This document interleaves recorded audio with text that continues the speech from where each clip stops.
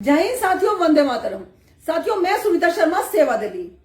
साथियों, शायद आप सबको मालूम नहीं होगा, 24 नवंबर को सुप्रीम कोर्ट ने फटकार लगाई है बीजेपी सरकार को कि जब कोरोना की टेस्टिंग मात्र 200 रुपए में हो सकती है तो आप भोली भाली जनता से हजारों रुपए क्यों वसूल रहे हैं। और एक सुझाव भी दिया है साथियों। ये सुझाव के अंतर्गत अगर आप कोरोना की टेस्टिंग 400 रुपए में रखते हैं तो भी आपको 200 रुपए बचेंगे। लेकिन ये सरकार कभी भी ऐसा नहीं करेगी। क्यों नहीं करेगी? कि ये सरकार मां झूठों की सरकार है। ये सरकार मुनाफाखोरों की सरकार। साथियों, अभी 2 दिन पहले प्रधानमंत्री जी ने देश के सभी मुख्यमंत्रियों की एक बैठक बुलाई है कोरोना को लेकर, और हमारे राहुल गांधी जी ने कुछ एक सुझाव भी रखे थे इस बैठक में। साथियों, हमारे हरियाणा प्रदेश महिला कांग्रेस सेवा दल की एक मुहिम है मेरा सवाल। इस सवाल में हमारे देश की जनता, हमारे देश की भोली भाली जनता सवाल कर रही है सरकार से। उस सरकार से सवाल जो कर रही है, इसके कुछ एक सवाल मैं आपके सामने पेश कर रही हूं। इसमें 4 सवाल हैं। पहला सवाल मेरा ये है मोदी जी कि आपने अपना सीना ठोक कर बोला था ना कि 15 अगस्त को मैं लाल किले से अनाउंस कर दूंगा कोरोना की वैक्सीन। तो मोदी जी, आज तो 27 नवंबर है, कहां गई आपकी वैक्सीन?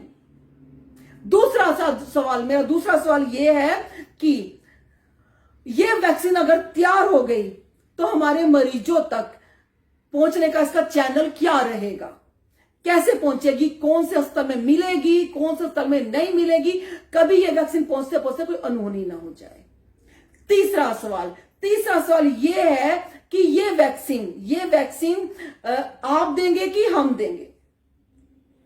ये पीएम केयर फंड से आप देंगे या हमारी भोली भाली जनता अपने पॉकेट से लेगी?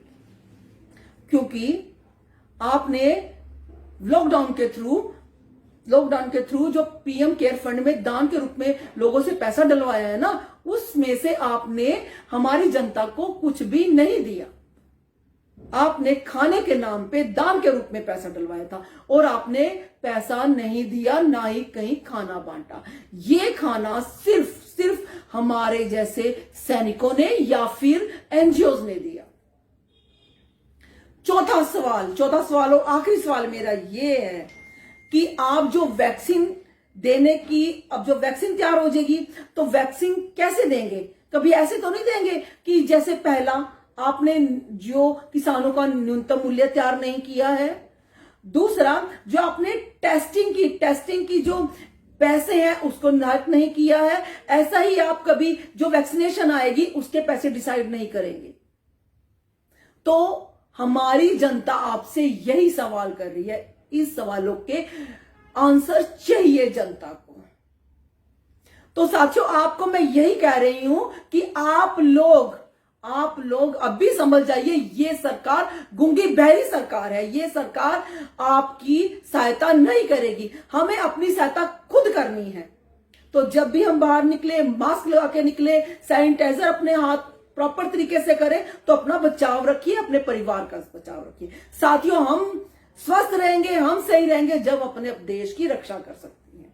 साथियों, आखिर में एक छोटा सा मैं आपसे एक जो है दरखास्त करना चाहती हूं कि जैसे कि जो हमारे अन्नदाता है, जो हमारे किसान भाई हैं, कुछ समय से सरकार से कुछ एक मांग कर रहे थे।